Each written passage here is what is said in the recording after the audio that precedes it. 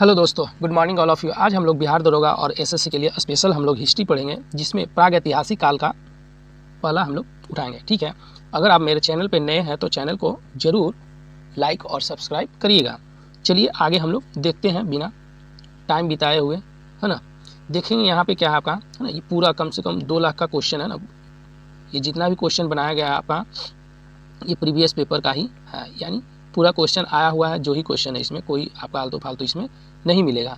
तो आप लोग देखिए, इसमें अगर अच्छा लगे तो आप लोग ज़रूर इसको सहयोग करिए। चलिए तो हम लोग शुरू करते हैं। पूरा पाषाण काल, जिस काल का कोई लिखित साक्ष्य नहीं मिलता है, यानी नहीं प्राप्त होता, उसे क्या बोलते हैं? प्रागैतिहासिक काल बोलते हैं। प्रागैतिहासिक काल यानी लिखित साक्ष्य नहीं मिला, ठीक है। यानी प्रागैतिहासिक काल में मनुष्य अपना सांस्कृतिक जीवन कब से प्रारंभ किया, यानी कि कोई लिखित साक्ष्य नहीं मिला है, फिर भी उनका जो सांस्कृतिक जीवन कब से प्रारंभ करना शुरू किए, तो ये लगभग 30 लाख ईसा पूर्व से शुरू कर दिए थे। प्रागैतिहासिक काल को कितने भाग में बांटा गया है? तो 3 भाग में बांटा गया है। तो प्रागैतिहासिक काल का समझ गए ना कि ये इसमें लिखित साक्ष्य नहीं मिला है और इसे 3 भागों में बांटा गया है। तो पहला कौन? तो निम्न है, फिर उसके बाद मध्य है, फिर उसके बाद उच्च पूरा पाषाण काल। इसको हम लोग समझेंगे 3। तो निम्न मतलब सबसे देखिए नीचे में है, फिर उसके बाद ऊपर गया होगा कौन? तो मध्य हो गया, ये मध्य, और उसके बाद उच्च, है ना। तो 3 भाग में। तो यहाँ कितना हो जाएगा ये? तो 25 लाख से लेकर, है ना, 25 लाख से लेकर 1 लाख तक, है ना, 1 लाख तक ये हो गया निम्न वाला, नीचे वाला। अब मध्य वाला हो गया 1 लाख से लेकर, है ना, कितना? 40,000 तक, 1 लाख से लेकर 40,000 तक। और ऊपर कितना होगा? 40,000 से लेकर 1,000 तक। तो ये समझ गए होंगे, है ना। तो यहाँ क्या हुआ? निम्न मतलब नीचे वाला हो गया, मध्य मतलब मध्य, और उच्च मतलब ऊपर, यानी उच्च पूरा पाषाण काल, मध्य पूरा पाषाण काल और निम्न पूरा पाषाण काल में विभाजित किया गया। ये हो गया 25 लाख ईसा पूर्व से लेकर 1 लाख यानी 10 लाख ईसा पूर्व तक हो गया। ठीक, यहाँ पे 10, है ना, 10 लाख 1 लाख हो जाएगा ना। 1 लाख से लेकर कितना तक हो जाएगा? यहाँ पे 1 लाख ईसा पूर्व से लेकर यहाँ पे 40,000 तक ये हो जाएगा। यहाँ भी 10 यानी 1 लाख है ना, यहाँ भी 1 लाख है। ठीक है, यानी 25 लाख से लेके 1 लाख हो गया यहाँ निम्न, और मध्य में हो गया 1 लाख से लेके 40,000 तक हो गया मध्य, और यहाँ 40,000 से 1,000 तक हो गया उच्च पाषाण युग में है। चलिए अगला क्वेश्चन पे हम लोग आते हैं कि भारत में सर्वप्रथम, ये क्वेश्चन पूछता है, ठीक है, भारत में सबसे पहले किस, यानी सबसे पहले सर्वप्रथम किस वर्ष से प्रस्तर युग, कौन सा युग? प्रस्तर युग के संदर्भ में अनुसंधान प्रारंभ हुआ था? तो कब? 1863 में इसको खोजा गया था। ठीक है, भारत के किस भूवैज्ञानिकी और पुरातात्विद, यानी पुरातात्विक, यहाँ पे पुरातात्विद दिया है, ने प्रस्तर युगिनी, ये जो प्रस्तर युगिनी है ना, ये कौन खोजे थे? तो रॉबर्ट ब्रूस फूट खोजे थे। कब? 1863 में इसको खोज किया था। ठीक है, युगिनी तथा यानी और बस्तियों का अन्वेषण प्रारंभ किया था कौन? तो रॉबर्ट ब्रूस फूट ने किए थे। चलिए डेनमार्क में जाइए। ठीक है, ये बोल रहा है क्या कि आप जाइए डेनमार्क में। ठीक, डेनमार्क में जाइएगा, वहाँ संग्रहालय है कौन? कोपेनहेगन में एक संग्रहालय है और उसमें सामान रखा हुआ था। ठीक है, यानी 1, 2, 1, 3 रखा हुआ था। तो कौन गया? तो थॉमस साहब गए। तो वहाँ सामग्री से बोले कि एक बोले ये वाला को पाषाण काल का और कांस्य का, एक बोलेगा कि कांस्य युग का है, और एक और को किसको? तो लौह युग को बोले। और यही जो थॉमसन साहब जो थे, बोले क्या कि 3 युग का ये है, ये एक ही युग का नहीं, अलग अलग का है। कौन? तो ये थॉमसन साहब बोले थे। ठीक है, चलिए एक बार पढ़ देते इसको। डेनमार्क के कोपेनहेगन संग्रहालय की सामग्री से पाषाण और यहाँ कांस्य और लौह युग के त्रियुगनी में विभाजित किया जाता है। कौन किए? थॉमसन साहब किए। भूवैज्ञानिक पुरातात्विक रॉबर्ट ब्रूस फूट ने, है ना, रॉबर्ट ब्रूस फूट जो थे, है ना, किस स्थल से पहला यानी हैंड एक्स प्राप्त किया था? देखिए पुरातात्विक जो हैंड एक्स मतलब कुल्हाड़ी जो प्राप्त हुआ था पल्लवरम में हुआ था। पल्लवरम कहाँ में? तब मद्रास के समीप में हुआ था। चलिए है ना, अतिरंपकम, क्या नाम है? अतिरंपकम नामक स्थान, यानी कि स्थान से पूर्व पाषाण काल, जो पूर्व पाषाण काल के उपकरणों की खोज किसने किए थे? तो विलियम किंग्स ने, यानी विलियम किंग जो किए थे, यानी पूर्व पाषाण काल के जो खोजे थे वो कौन थे? विलियम किंग्स थे। चलिए उसके बाद हम लोग देखेंगे मानव का विकास। मानव का जो विकास हुआ था 5 पीढ़ी में हुआ। ठीक है, कितने पीढ़ी में? 5 पीढ़ी में हुआ है। हम लोग जो अभी हैं वो 5वां पीढ़ी है। तो 5वां पीढ़ी पहला, यानी कि हम लोग तो अभी 5वां है, लेकिन उससे पहले 4 पीढ़ी हम लोग का चला है। तो पहला जो पीढ़ी था क्या? तो राम से याद रखिए, रामापिथेकस, क्या नाम था? रामापिथेकस, दूसरा जो था ऑस्ट्रेली है ना ऑस्ट्रेलोपिथेकस, क्या नाम था ऑस्ट्रेलियोपिथेकस, और थर्ड में जो हम लोग हैं यानी पहला रामा हो गया और दूसरा ऑस्ट्रेलियोपिथेकस हो गया और तीसरा में होमो इरेक्टस हो गया, क्या नाम है होमो इरेक्टस, और फोर्थ में है नियंडरस्थल, क्या नाम है फोर्थ में नियंडरस्थल, और फिफ्थ में हम लोग अब है होमो सेपियंस है ना, होमो सेपियन बोलिए सेपियंस है ना, साइंटिफिक ये सब नाम दिया गया है। तो ये 5 जगत यानी कि पांचवा पीढ़ी में हम लोग है 5G हम लोग, ठीक है। तो पहला कौन हो जाएगा रामापिथेकस, दूसरा होगा ऑस्ट्रियोपिथेकस, तीसरा हो जाएगा होमो इरेक्टस और चौथा हो जाएगा नियंडरस्थल, पांचवा हो जाएगा होमो सेपियंस हो जाएगा। चलिए मानव विकास के क्रम में हम लोग देखेंगे, मानव विकास के क्रम में मानव का आदि पूर्वज बना है, यानी कि आदि मतलब पुराना, पूर्वज बना है और पूर्व अत्यंत नूतन है ना, यहाँ अत्यंत नूतन काल में प्रकट हुआ था। तो ये कौन सा हो जाएगा तो ऑस्ट्रेलियोपिथेकस, देखिए सेकेंड वाला ये हो जाएगा। पहला कौन था हम लोग का रामा, दूसरा कौन ऑस्ट्रेलियोपिथेकस। तो ये चर्चा जो चल रहा है किसका ऑस्ट्रेलियोपिथेकस का, उस टाइम के यानी कि मानव विकास क्रम में मानव का आदि पूर्वज बना है ना, पूर्व अत्यंत नूतन काल में प्रकट हुआ था ऑस्ट्रेलियोपिथेकस है जो हुआ था। किस आदि मानव ने सबसे पहले शव को विसर्जन, देखिए शव मतलब जो बॉडी लाश बोलते हैं ऐसे विसर्जन, और अग्नि का व्यापक रूप से उपयोग किया था, यानी कि विसर्जन करना और अग्नि को मतलब जलाना ये सब सबसे ज़्यादा उपयोग किया था। तो ये हम लोग से जो 5वां पीढ़ी से पहले है यानी चौथा पीढ़ी नियंडरस्थल, क्या नाम है नियंडरस्थल, ये जो पीढ़ी था सबसे ज़्यादा क्या अग्नि का यानी अग्नि का प्रयोग किया और शव विसर्जन के लिए प्रयोग किया था। चलिए अगला क्वेश्चन हम लोग देखते हैं। चलिए इसमें दिया है आपका, देखिए है ना बिहार एसएससी बिहार दरोगा के लिए टॉप क्वेश्चन है, ठीक है, ये पूरा निचोड़ है एकदम, जो क्वेश्चन इंपॉर्टेंट है वही यहाँ पे दिया गया है, फालतू इसमें नहीं है, ठीक है। तो यहाँ पे क्या आधुनिक मानव का विकास लगभग, अभी हम लोग ऊपर अच्छा है ना, आधुनिक मानव का विकास लगभग 30,000 वर्ष पहले है ना हुआ, जिसे कहते हैं होमोसेपियंस, यानी कि होमोसेपियंस का जो विकास हुआ था 30,000 कब 30,000 वर्ष पहले, 30,000 वर्ष 30,000 हो जाएगा ना, एक जीरो यहाँ से कट हो जाएगा, यानी कि 30,000 वर्ष पहले किसका विकास हुआ था होमोसेपियंस का। तो होमोसेपियन आदि नामों से जाने जाते हैं, देखिए इसमें भी अलग अलग से डिवाइड किया गया, ठीक है। तो प्रज्ञ मानव क्या बोला गया प्रज्ञ मानव, क्रो मैग्नोन क्या बोला गया इसको क्रो मैग्नोन, और चांस लेड है ना लेड ग्रीमाल्डी, चांस लेड ग्रीमाल्डी, ये हम लोग होमोसेपियंस में इस तरह से विभक्त किया गया। तो पहला कौन होगा प्रज्ञ है ना, पढ़ देते हैं प्रज्ञ मानव, क्रो मैग्नोन और चांस लेड ग्रीमाल्डी, ये हम लोग का 3 इसमें होमोसेपियंस में नामों से जाना जाता है, समझ गए, यानी होमोसेपियंस आदि के नामों से जाना जाता है। चलिए उसके बाद यहाँ पे हम लोग देखेंगे पूरा पाषाण युग से प्राप्त उपकरण किस प्रकार के थे। तो ये क्वेश्चन यहाँ से पूछता है, ठीक है, एक क्वेश्चन यहाँ से पूछता ही है। तो यहाँ बड़ा पूरा पाषाण युग से प्राप्त उपकरण किस प्रकार के थे, तो क्रोड उपकरण, हस्त कुठार है ना हाथ यानी हैंड एक्स, बिदारनी, बिदारनी मतलब होता है चीरने वाला, क्लीवर या खंडक, गड़ासा, देखिए यहाँ पे जो हो गया अभी देखिएगा हैंड एक्स बोलते हैं कुल्हाड़ी को, जो लकड़ी काटने वाला आता है ना ऐसे करके कुल्हाड़ी होता है ऐसे, ठीक, यहाँ पे पतला रहेगा चोक रहता है। फिर हो गया बिदारनी यानी क्लीवर, बिदारनी मतलब एक मानी के चीरने वाला, समझ लीजिए कि जो देखते हैं खस्सी उसी जो चीरता है ना वो सब अलग से बना के रख ले रहता है, ठीक, चीरने वाला हो गया। और ये क्या हो गया खड़ंग यानी कि गड़ासा, जो आज हम लोग गड़ासा देखते हैं ना, वो भी बकरी उकड़ी काटने में देखिएगा यूज करता है सब है ना। चलिए गड़ासा का, या आप फिर घास काटता है उसको भी गड़ासी बोलते हैं है ना।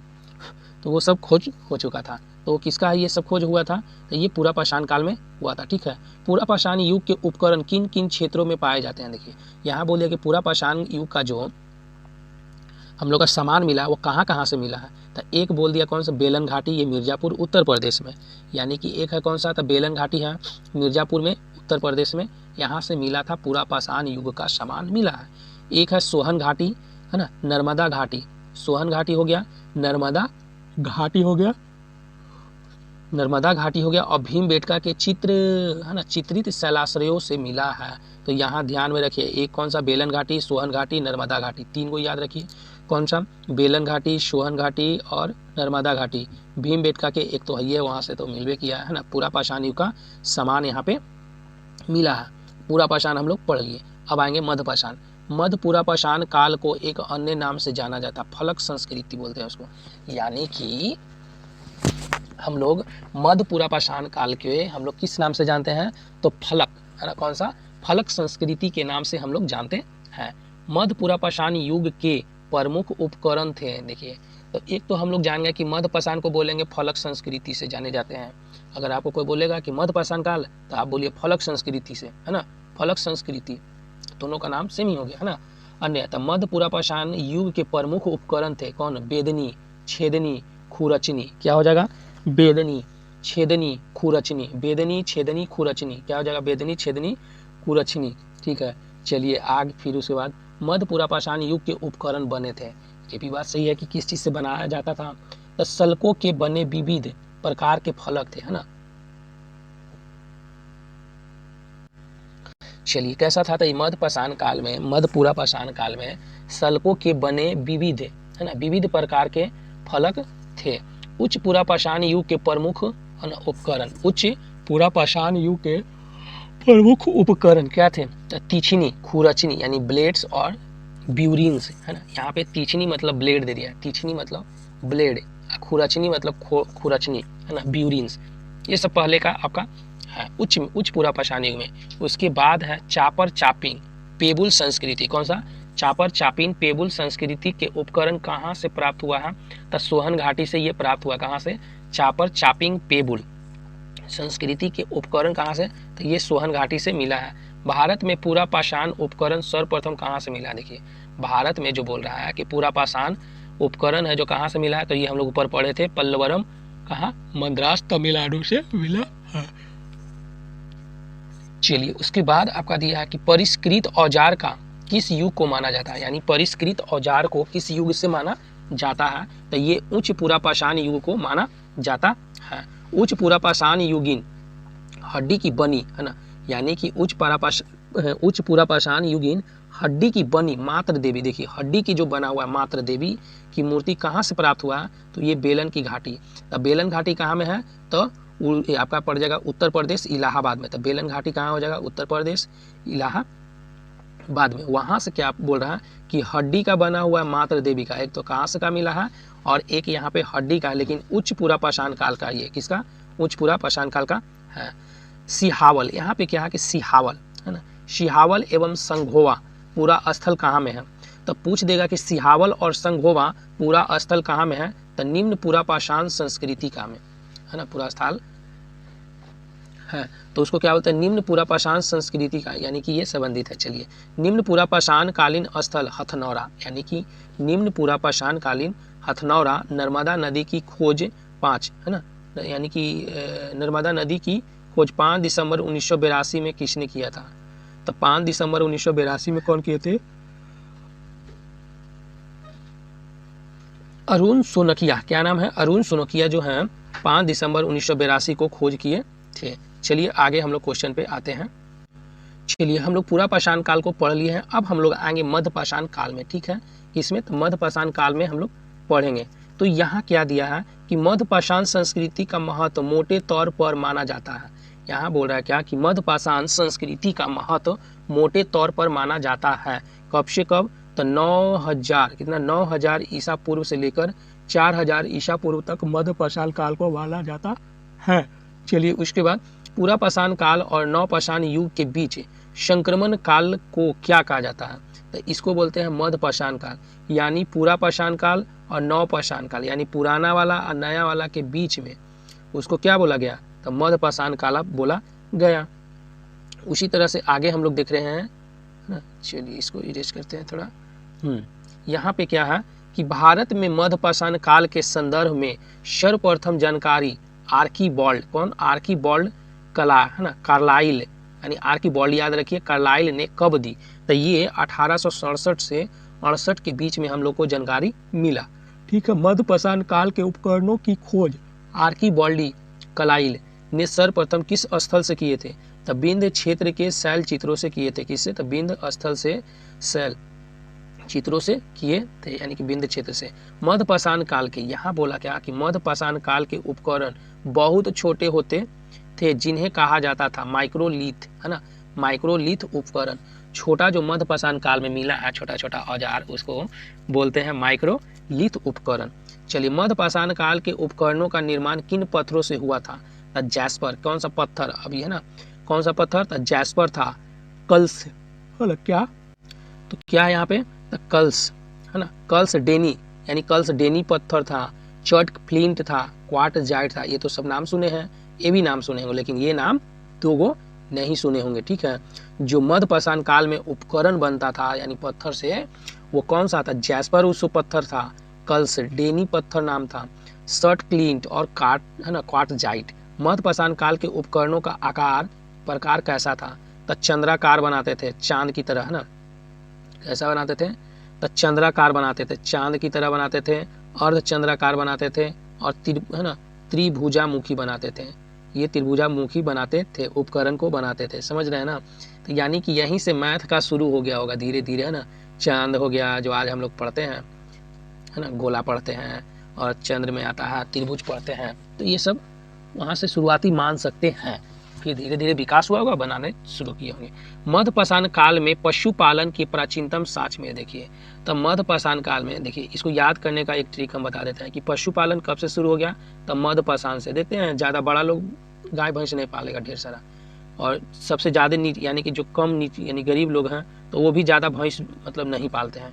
तो पालने वाला कौन होगा? मिडिल वाला देखिएगा, मध्य वाला, उनके पास है ना, तो वो बिजनेस बनाते हैं। क्या? ढेर सारा गाय भैंस रख के वो बिजनेस बनाते हैं।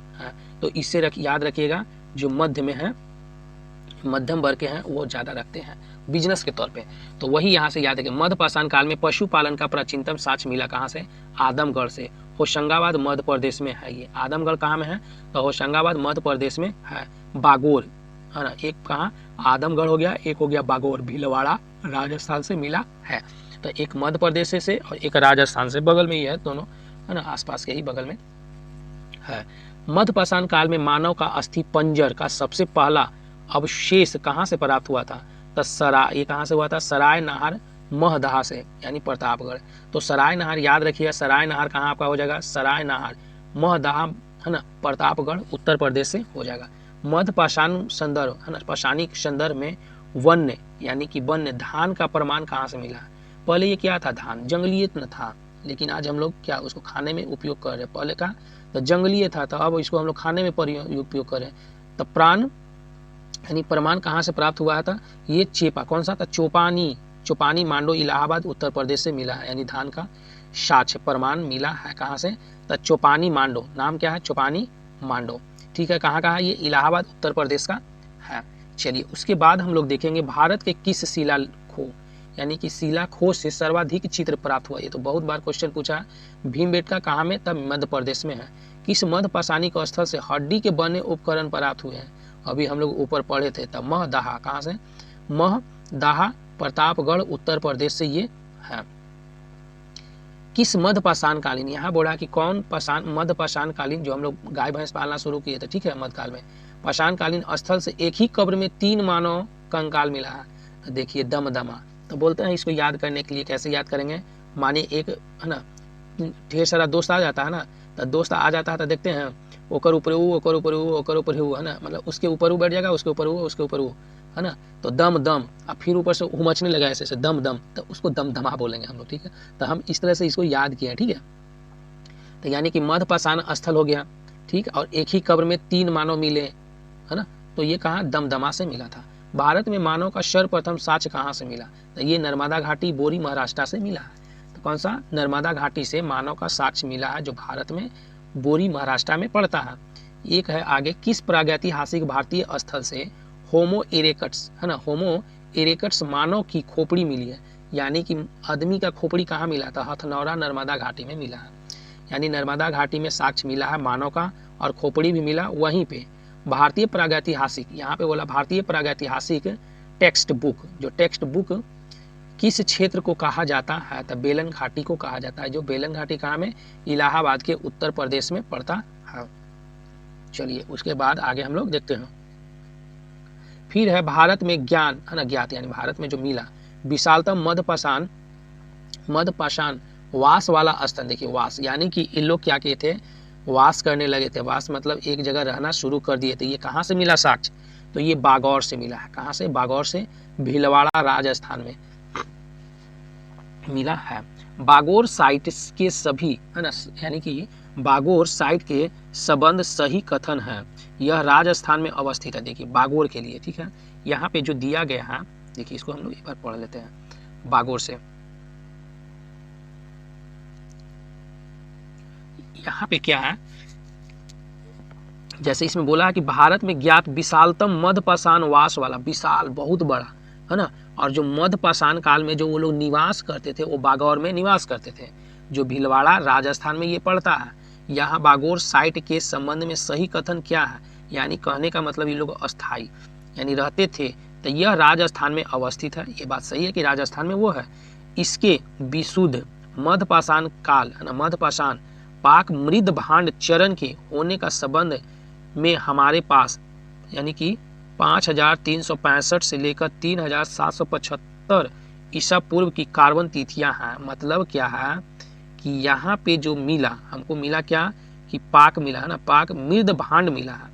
तो वहाँ पे मिला, इसीलिए जो मिला है ना वो कब का है, तो 5365 से लेकर 3775 ईस्वी पूर्व तक का कार्बन डेटिंग हुआ, उसको कार्बन तिथि यानी कि निर्धारित किया गया, इसीलिए वहाँ पे माना जाता है।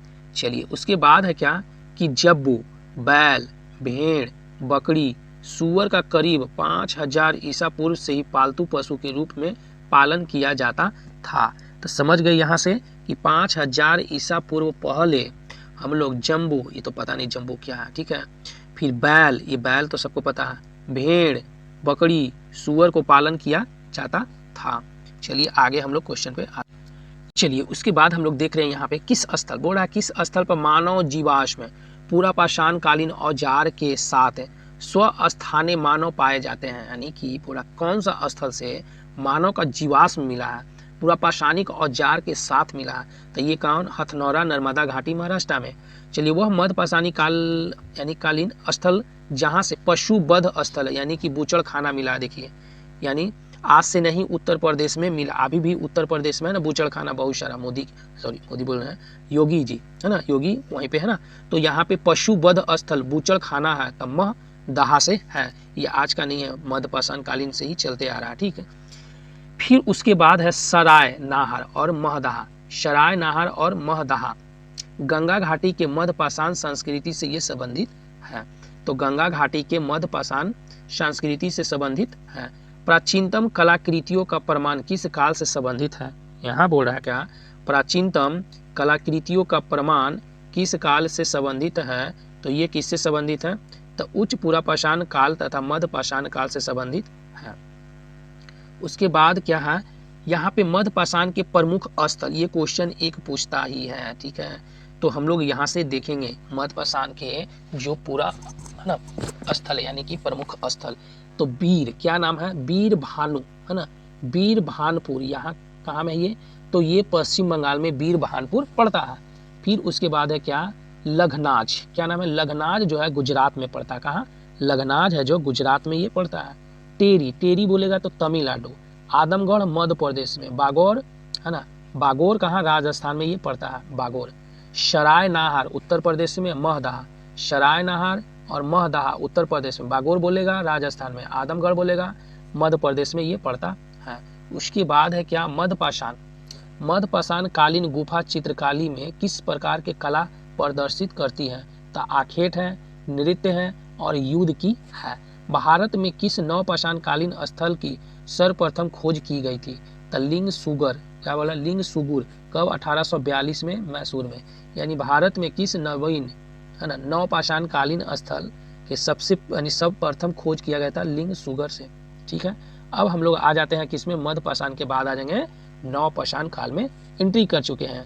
तो हम लोग नवपाषाण काल को अब देखेंगे। विश्व स्तरीय संदर्भ में नवपाषाण काल के प्रारंभ कब से माना जाता है, तो नवपाषाण बोलेगा तो 9 है, तो 9 से 9 याद रख लिए, तो 9000 ईसा पूर्व हो गया। भारत में नियोलिथिक, क्या नाम है, नियोलिथिक नवपाषाण स्थिरीकरण की तिथि मानी जाती है। तो कब मानी जाती है, तो नवपाषाण की स्थिरीकरण यानी कि स्थायी रूप से, तो ये 7000 ईसा पूर्व में मानी जाती है।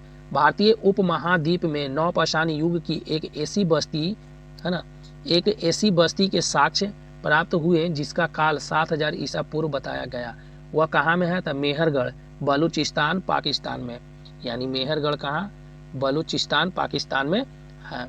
चलिए, नवपाषाण काल में बोल रहा है क्या कि नवपाषाण काल के प्रथम स्तर उपकरण सर्वप्रथम 1860 ईस्वी में लेनी का नाम है लेन मेंसूरी ने कहाँ से प्राप्त हुआ? तो टोंस नदी घाटी उत्तर प्रदेश में। याद रखिएगा कि टोंस उत्तर यानी कि टोंस नदी कहाँ में है? उत्तर प्रदेश में है।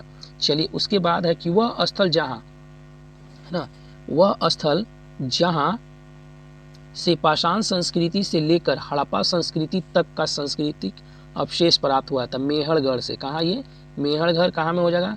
तो देखिए, मेहरगढ़ बलूचिस्तान, पाकिस्तान में मेहरगढ़ पड़ता है। और वहाँ जो है यानी स्थल जो पाषाण संस्कृति से लेकर हड़प्पा संस्कृति तक का वहाँ पे साक्ष्य प्राप्त होता है। चलिए, उसके बाद है भारत में प्राचीनतम है ना, भारत में प्राप्त प्राचीनतम कृषि साक्ष्य वाला कौन सा है? यानी कि साक्ष्य बोल रहा है कृषि का। तो लहुरा देव 9000 ईसा पूर्व से 7000 ईसा पूर्व तक। संत कबीर नगर उत्तर प्रदेश में भी मिला है कृषि का साक्ष्य। फिर है तत्पश्चात मेहरगढ़ 7000 ईसा पूर्व में। तो यहाँ से ध्यान, तो लहुरा देव में मिला है 9000 से लेके 7000 ईसा पूर्व तक। संत कबीर कहाँ? उत्तर प्रदेश में।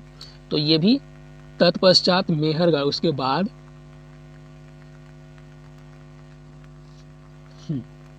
मेहरगढ़ 7000 ईसा पूर्व से प्राप्त हुआ है। नवपाषाणिक स्थल बुर्ज-होम, नवपाषाण जो हो गया बुर्ज-होम की खोज डी टेरी कौन की है? तो डी टेरा और पीटरसन ने किस वर्ष किया था?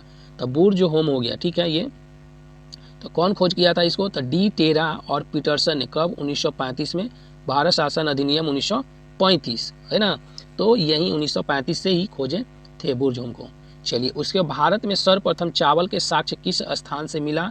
तो कोहिलवा से इलाहाबाद में है। कोहिलवा कहाँ में? इलाहाबाद में पड़ता है। वहाँ से साक्ष्य का मिला, चावल का साक्ष्य। भारत में गेहूं के साक्ष्य पूछेगा तो ये मेहरगढ़ 7000, ये जो कहाँ? पाकिस्तान बलूचिस्तान में पड़ता है।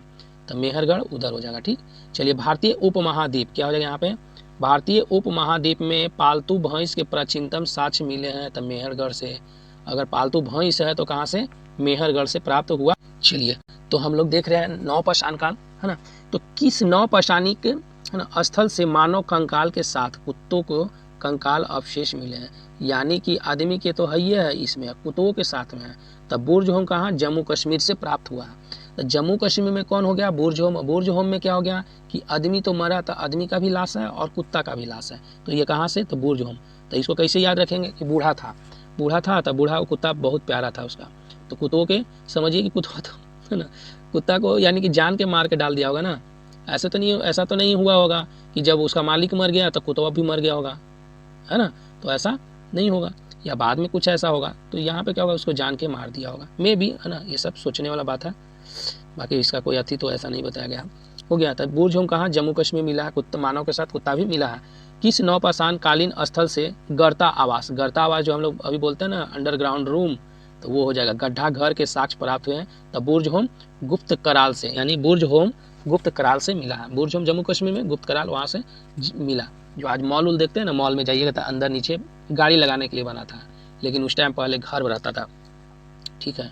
चलिए, वह नवपाषाण कालीन, यहाँ बोल रहा है कि वह नवपाषाण कालीन स्थल जहाँ से पशु के हड्डी के उपकरण एवं हिरण के सींग के उपकरण मिले हैं। तो चिरांद में मिले हैं। चिरांद कहाँ? सारण बिहार में। अभी है ना, बिहार में पहले क्या था कि देखिए कुछ दिन पहले घर में है ना हिरण के हड्डी रखते थे। हिरण के हड्डी, बेचारा देखिए उसका क्या कसूर था, है ना। उसका मार के या हिरण के हड्डी घर में टांग के शौक से, क्यों? क्योंकि हमको बहुत ही ये मिलेगा, पुण्य मिलेगा, है ना। किसी के मार के थोड़े पुण्य मिल जाएगा। तो ये देखते थे, है ना। गांव में अभी भी कहीं कहीं जाइएगा तो रख ले रहता है लोग। तो यहाँ नवपाषाण कालीन स्थल जहाँ से पशु हड्डी के उपकरण हिरण के सींगों का मिला, चिरांद, ये बिहार सारण में मिला है। दक्षिण भारत में नवपाषाण कालीन का मुख्य स्थल कौन? बेलारी कर्नाटक में है। कहाँ? बेलारी कर्नाटक में है। किस नवपाषाण कालीन पूरा स्थल से राख मिला? राख कहाँ से मिला? तो राख के टीले मिले हैं। कहाँ से? ये ध्यान में रखिएगा कि राख मिला है कहाँ से। तो ये संगन कल्लू में मिला। कहाँ? संगन कल्लू में मिला है, यानी बेलारी कर्नाटक का पिकली हल अंतूर से मिला है, यानी राख मिला। राख कहाँ से? संगन कल्लू। क्या नाम है? संगन कल्लू, बेलारी कर्नाटक, पिकली हल, क्या नाम है, पिकली हल, पिकली हल, पिकली हल अंतुर से ये क्या मिला, राख का टीला मिला है। दक्षिण भारत के, देखिए दक्षिण भारत में नवपाषाणिक स्थल, अब हम लोग चलेंगे दक्षिण भारत में नवपाषाण कालीन का स्थल। तो एक हो जाएगा मास्की, ब्रह्मगिरी, हल्लूर, कोडकल, पिकलीहल, फिर संगल है ना, संगनकल्लू, टी नरसिरू है ना, तैक, क्या नाम है, तैक लकोट, यानी तैक लकोट है ना, तैक लकोट कहाँ में, कर्नाटक में। पयमपल्ली है ना, पयमपल्ली कहाँ, तमिलनाडु में। अंतूर आंध्र प्रदेश में। ये हो गया हमको क्या, दक्षिण भारत का नवपाषाण का। अब देखते हैं नवपाषाण काल की प्रमुख देन। ये क्या हो गया, प्रमुख देन का मतलब क्या हो गया कि उस टाइम क्या हमको मिला, यानी नवपाषाण में क्या क्या हम खोज किए, क्या क्या जानकारी मिला। तो स्थिर ग्राम्य जीवन का विकास, एक जगह घर बना ली छोटकी और जाके वहाँ पे रहने लगी। कृषि का विकास, छोटकी छोटका दोनों क्या किया कि कृषि का वहाँ विकास किया। तो देखिए ये नवपाषाण काल में है। कुंभकारी निर्माण, कुंभकारी निर्माण, ठीक है, ये छोटकी बना ली। आग का सर्वप्रथम प्रयोग, तो नवपाषाण काल में प्रयोग किए। पहिए का आविष्कार, तो नवपाषाण काल में। देखिए अब यहाँ पे स्थिर ग्राम्य जीवन यानी गांव में, तो मानिए ये गांव है, छोटकी का ये गांव हो गया। अब इसको कृषि करना होगा, तो कृषि यानी कि जब भी देखते हैं धान हो या चावल हो तो कैसा रहता है अनाज, नया नया लगता है, तो नवपाषाण काल में। ठीक, तो नया, तो पूछेगा कि कृषि का विकास किस में, तो नवपाषाण काल में। तो याद हो गया, चावल उपजा तो नया नया रहेगा एकदम, है ना, अभी कट रहा है तो नया नया, तो नया नया, तो नया से क्या होगा, नवपाषाण। कुंभकारी, तो ये भी किस में हो जाएगा, कुंभकारी, तो ये भी नवपाषाण। आग जलाना, आग देखते हैं जब भी जलाइएगा तो दम लगेगा, है ना, क्या हो जाएगा ये, नया नया टाइप से। तो क्या हो जाएगा ये, आग का सर्वप्रथम प्रयोग किस में हो जाएगा, तो ये हो जाएगा कौन, तो नवपाषाण काल में। फिर उसके बाद पहिए का आविष्कार कब, तो पहिया देखते हैं गाड़ी यानी चक्का जब निकलता है शोरूम से तो देखते हैं एकदम नया नया निकलता है, लगेगा नया, है ना, नया रहबे करता है, तो नवपाषाण काल से। तो इस तरह ट्रिक से ये पूछता है, याद रखिएगा। ठीक है, मानव द्वारा सर्वप्रथम किस अनाज को, है ना, ये पूछता है कि मानव द्वारा सर्वप्रथम किस अनाज का प्रयोग किया गया था, तो सबसे पहले जौ का प्रयोग किया गया था। बसूली, छेनी, बसूली, छेनी, छेद वाला गोल पत्थर किस सांस्कृतिक में पाए जाते थे, तो ये नवपाषाण काल में पाया जाता था। ये सब वही ऊपर में जो दिया है ना वो, तो बसूली हो गया तो नवपाषाण, छेनी हो गया नवपाषाण, है ना, छेद ये भी नवपाषाण का, गोल पत्थर से ये बनते थे। चलिए, फसल काटने का आयताकार पाषाण उपकरण हार्वेस्टर किस नवपाषाण कालीन से प्राप्त हुआ है, तो देखिए इसमें क्या बोल दिया कि फसल काटने वाला जो हम लोग को मिलता है ना, मतलब ये ऐसे हंसिया रहेगा, हंसुआ बोलिए या पहले फसल ऐसे, अभी तो हार्वेस्टर चलता है पूरा कटैया के लिए बड़का मशीन आ जाता है। तो फसल काटने का आयताकार था, कैसा, ये आयताकार है ना, आयताकार ऐसे हो जाएगा, ये ऐसे आयताकार उपकरण हार्वेस्टर किस नवीन, है ना, नवपाषाण कालीन से मिला है, तो ये बुरझोम जम्मू कश्मीर से मिला है।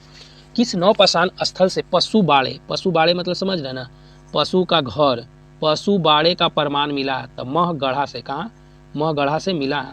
महगढ़ा कहाँ, इलाहाबाद उत्तर प्रदेश से मिला है। तो पशु के बाड़े मिले हैं, ठीक है, कहाँ, उत्तर प्रदेश में। अब हम लोग आ जाएंगे विविध, ठीक है, ये क्वेश्चन विविध का है और विविध 1 नंबर। चलिए इसको हम लोग देखते हैं थोड़ा। चलिए हम लोग देख रहे हैं क्या, विविध को देख रहे हैं। तो चित्र शैलाश्रयों की सबसे बड़ी मेखला कौन सी है चित्र के, तो ये भीमबेटका में ही चित्र का है ना, भीमबेटका जौरा में। चलिए भारत के पूर्व क्या हो जाएगा यहाँ पे, भारत से क्या, भारत में यानी भारत में पूर्व प्रस्तर युग अधिकांश औजार किससे बने होते थे, तो ये किससे बने होते थे, तो ये किससे बने होते थे, है ना। तो भारत में पूर्व प्रस्तर युग अधिकांश औजार किससे बने थे, तो स्फटिक से बनते थे, किससे, स्फटिक से बनते थे। किस प्रागैतिक हासिक स्थल से भारत का प्राचीनतम झोपड़ी मिला है, यानी किससे मिला है, प्राचीनतम झोपड़ी मिला है, तो पैसार, यानी कि प्राचीनतम झोपड़ी जो मिला है बिहार से मिला है, पैसरा, पैसरा बिहार से मिला है। उच्च पूर्वी कौन था, उच्च पूर्वी पाषाण युगीन स्थल जहाँ से शुतुरमुर्ग के अंडे पर, है ना, चित्रांकन किया गया, साक्ष्य मिला, समझिए, है ना। अभी तो देखने के लिए सबको नहीं मिलता है, उस टाइम क्या उस पर बनता था, क्या चीज़, चित्र बनाया हुआ।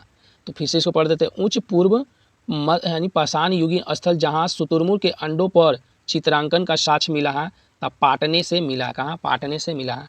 उत्कीर्ण शैल चित्रों को क्या कहा जाता है, जो उत्कीर्ण किया गया है उसको शैल चित्र को पेट्रोगिल्फ बोला गया, क्या पेट्रोगिल्फ बोला गया है। मध्यपाषाण युग स्थल समान है ना समनापुर उत्खनन का कार्य किसने किया था? समनापुर तो बी.एन. मिश्रा ने किया था। ठीक है, कौन किए थे? बी.एन. मिश्रा ने किए थे। चलिए आगे हम लोग देखेंगे इसमें से क्वेश्चन हम लोग का यहाँ पे।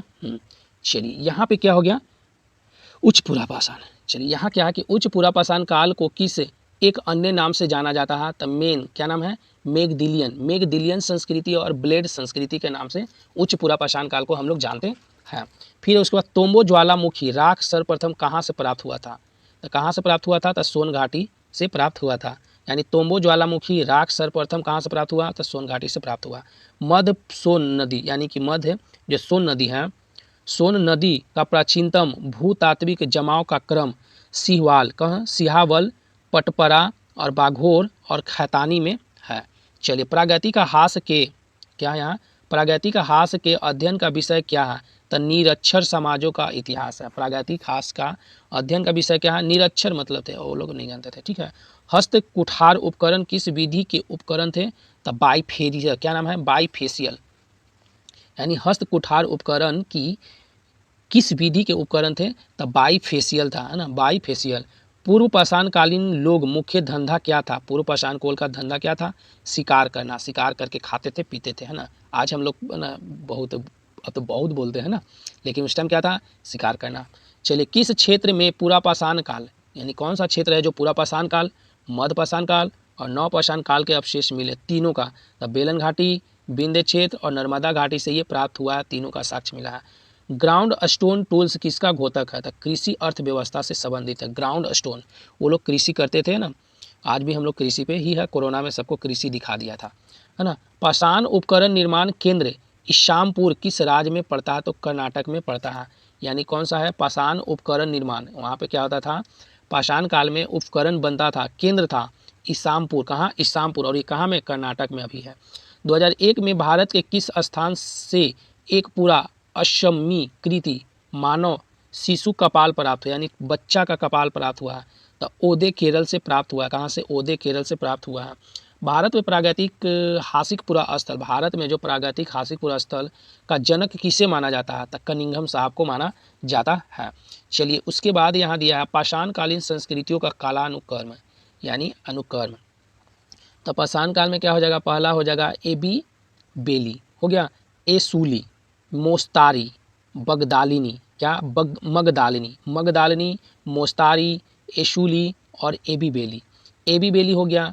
अनगढ़ भीरा, है ना, भारी भरकम हस्त कुठार, यानी कि एबी, जैसे अभी हम लोग के पास क्या है? एबी बेली, और यहाँ पे अनगढ़ में है जो भारी भरकम जो बनता था सामान, हस्त कुठार बनता था। एशूली काफ़ी छोटे और सुडौल मतलब हस्त कुठार, यानी ऋषि युग का है, ये छोटा छोटा बनता था। मोस्तारी मध्य पुरापाषाण कालीन, है ना, मध्य पुरापाषाण कालीन पश्चिमी यूरोप का ये बन था। ठीक है, पश्चिमी यूरोप का था। फिर है मगदालिनी, क्या नाम है? मगदालिनी उच्च पुरापाषाण काल के ये हैं। तो ये ध्यान से इसको पढ़िएगा अच्छा से। ठीक है, आगे हम लोग चलते हैं। प्रागैतिहासिक काल क्या हो जाएगा यहाँ पे? तब प्रागैतिहासिक काल में जो क्रम है उसका, तब क्या नाम है? पैलियोलिथिक, मेसियोलिथिक, नियोलिथिक, कैल्कोलिथिक, ये पूछता है। ठीक है, कैल्कोलिथिक इसको। तो यहाँ पे पैलियो, क्या नाम है? पैलियोलिथिक, तो पूर्व पाषाण काल को पैलियोलिथिक बोला गया। ठीक, मेसोलिथिक मध्यपाषाण को बोला गया, मेसोलिथिक मध्यपाषाण को बोला गया। नियोलिथिक नवपाषाण काल को बोला गया। कैल्कोलिथिक ताम्रपाषाण काल को, क्या ये पूछता है क्वेश्चन, है ना, कैल्कोलिथिक ताम्रपाषाण को। तो नियोलिथिक नवपाषाण काल को, मेसोलिथिक मध्यपाषाण काल को, पैथियोलिथिक पूर्वपाषाण काल को बोला जाता है। आगे हम लोग पढ़ेंगे ताम्रपाषाण काल यानी कैल्कोलिथिक पढ़ेंगे। कैल्कोलिथिक क्यों पढ़ रहे हैं हम लोग? क्योंकि इसमें मिला है इसका साक्ष्य। ठीक है, इसमें साक्ष्य मिला है। चलिए ताम्रपाषाण काल हम लोग इसको देख लेते हैं। ठीक, ताम्रपाषाण काल को ताम्रपाषाणिक संस्कृति क्यों कहा जाता है? क्योंकि पत्थर एवं तांबे के प्रयोग की अवस्था को बोला जाता है। ताम्रपाषाण कालीन संस्कृति की अर्थव्यवस्था किस पर आधारित थी? तो कृषि और ग्राम्य जीवन पर आधारित थी। चलिए ताम्रपाषाण कालिक संस्कृति को किस एक अन्य नाम से जानते हैं? तो अभी हम लोग ऊपर पढ़े कैल्कोलिथिक और चैल्कोलिथिक भी बोलते हैं। कैल्कोलिथिक चैल्कोलिथिक, यही क्वेश्चन पूछता है, ठीक है। चलिए उसके बाद है भारत में ताम्रपाषाण युगीन बस्तियाँ कहाँ से प्राप्त हुई है। तो एक हो गया दक्षिण पूर्वी राजस्थान, पश्चिमी मध्य प्रदेश और पश्चिमी महाराष्ट्र और दक्षिणी पूर्वी भारत में प्राप्त हुआ है। यानी कि तामा वाला जो पाषाण युगीन बस्ती था, यानी कि दक्षिण पूर्वी राजस्थान, पश्चिमी मध्य प्रदेश, पश्चिमी महाराष्ट्र और दक्षिणी पूर्वी भारत में मिला है। चलिए आगे हम लोग देखें। तो यहाँ से है प्रमुख ताम्र पाषाणिक संस्कृति, यहाँ पे उसका यानी कि समय की चर्चा किया गया है। अहाड़, क्या नाम है, अहाड़ यानी आहार संस्कृति 2100 ईसा पूर्व से 1500 ईसा पूर्व तक ये है। कायथा संस्कृति, ठीक है, कायथा संस्कृति 2000 ईसा पूर्व से 1800 ईसा पूर्व तक है। मालवा संस्कृति 1700 ईसा पूर्व से लेकर 1200 ईसा पूर्व तक है। जोरवे संस्कृति 1400 ईसा पूर्व से लेकर 700 ईसा पूर्व तक ये जीवन काल इसका है ताम्रपाषाण का। चलिए आगे हम लोग देखते हैं राजस्थान। यहाँ बोल रहा है क्या कि राजस्थान के वह प्रागैतिक हासिक स्थल जो ताम्रपाषाण काल से संबंधित है उसे अभी हम लोग पढ़े। आहाड़ यानी बालाथर है ना, बालाथर बोलते हैं, बागोर, ओजियाना, गिलुंद, ये किसे है तो प्रागैतिहासिक ताम्रपाषाण काल से संबंधित है। आहाड़ ताम्रपाषाण कालीन स्थल का प्राचीन नाम क्या है, ताम्बवती, क्या नाम है, ताम्बवती। ताम्रपाषाणिक स्थल नवदा टोली, कौन सा, नवदा टोली। नवदा टोली की तिथि निर्धारित की गई 1600 ईसा पूर्व से 1300 ईसा पूर्व के नवदा टोली को निर्धारित किया गया। नवदा टोली का उत्खनन, यहाँ पे क्या बोल रहा है कि नवदा टोली का जो उत्खनन हुआ, नवदा टोली का उत्खनन कार्य किस पुरातत्वविद ने किया, तो HD संकालिया ने किया था।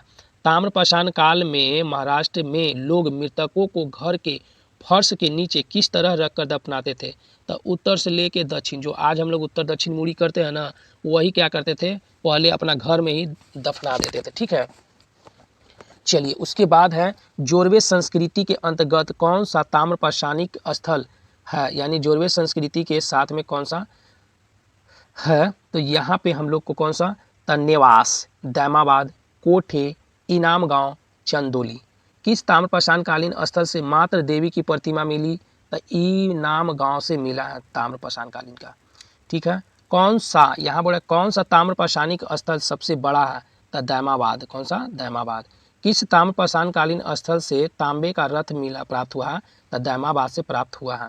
मध्य प्रदेश के किस पुरातात्विक स्थल से प्रारंभिक ऐतिहासिक युग के लौह उपकरण प्राप्त हुए हैं, तो नगदा से प्राप्त हुए हैं। कहाँ से, नगदा से प्राप्त हुए हैं। ताम्रपाषाण कालीन को वृत्ताकार गर्त है ना, वृत्ताकार यानी वृत्ताकार गर्त गृहों की प्राप्ति किस स्थल से हुआ है, तो आहाड़ राजस्थान से हुआ है। किस ताम्रपाषाणिक स्थल से सबसे, है ना, क्या होगा, किस ताम्रपाषाणिक स्थल से सबसे ज़्यादा संख्या में ताम्र संचय मिला है, तो गुनगेरिया, क्या नाम है, गुनगेरियो है ना, गुनगेरिया मध्य प्रदेश से मिला है। चलिए ताम्र निधियाँ, क्या यहाँ पे है कि ताम्र निधियाँ आर्यों की कृति है, यह कथन किसकी है, H गोल्डन का है। जोरवे ताम्रपाषाणिक स्थल में सबसे अच्छा अधिवास विन्यास प्रमाण मिलता है कहाँ से, इनाम गांव से मिलता है। कायथा संस्कृति के अवशेष किस राज्य से पाए जाते हैं, तो ये जो है मध्य प्रदेश से पाए जाते हैं। ताम्रपाषाणिक कायथा, यहाँ पे क्या है, ताम्रपाषाणिक कायथा संस्कृति की खोज किस पुरातात्विक ने की थी, तो BS वाकनर ने किया था। ताम्रपाषाण कालीन स्थल दैमाबाद की नीति है कहाँ, इसमें क्या था कि निधि है, ठीक है, ये क्या निधि है। कुत्ता और 2 बैलों के रथ पर सवार खड़ा रथी, यानी ताम्रपाषाण स्थल दैमाबाद की निधि क्या है कि कुत्ता और 2 बैलों के रथ पर सवार खड़ा रथी। ताम्रपाषाण कालीन पूरा स्थल इनाम गांव का उत्खनन कार्य किस पुरातत्वविद ने करवाया था, तो इनाम गांव का जो खनन करवाए थे MS धव, क्या नाम है, धवलीकर और HD संकालिया, कौन, HD संकालिया किए थे, ठीक है। चलिए मालवा ताम्रपाषाणिक संस्कृति के प्रमुख स्थल हैं महेश्वर, क्या नाम है, है ना, महेश्वर, कायथा, एरन, मनोती, नवदा टोली, नादरी, नागद, चिचली, डगवाड़ा, है ना, डगवाड़ा ये है। चलिए उसके बाद यहाँ से हम लोग का ताम्रपाषाण का यहाँ पे खत्म हो जाएगा, ठीक है। चलिए किस ताम्रपाषाणिक स्थल से सिंचाई हेतु पत्थर निर्मित बांध, देखिए पत्थर से निर्माण किया बांध तो इनाम गांव से प्राप्त हुआ है, कहाँ से, इनाम गांव से प्राप्त हुआ है। चलिए गंगा घाटी की नरहन, है ना, नरहन संस्कृति किससे संबंधित है, ताम्रपाषाण संस्कृति से संबंधित है। तो इस तरह से आपका है ना हिस्ट्री का ये प्राचीन हम लोग पढ़ रहे हैं। अगला चैप्टर यानी अगला हम लोग देखेंगे। अगर आपको वीडियो अच्छा लगे तो चैनल को सब्सक्राइब करिए और लाइक करिए ज़रूर। ठीक है, चलिए, जय हिंद, जय भारत।